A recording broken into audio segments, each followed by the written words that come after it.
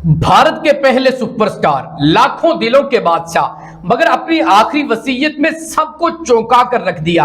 राजेश खन्ना ने अपनी बीवी को क्यों महरूम कर दिया? राजेश खन्ना वो नाम जिसने 70 और 80 की दिहाई में भारतीय फिल्म इंडस्ट्री पर राज किया था।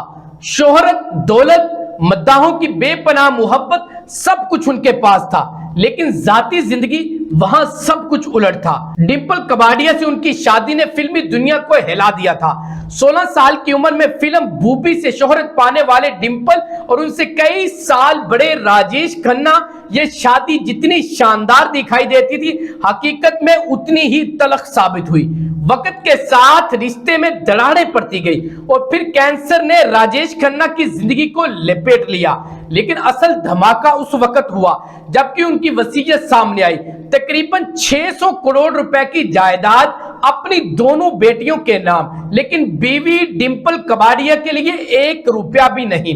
यह फैसला सबके लिए हैरानकुन था, क्योंकि इख्तिलाफात के बावजूद आखिरी दिनों में डिंपल ही वो शख्सियत थी जो उनके साथ खड़ी रही, उनकी देखभाल करती रही।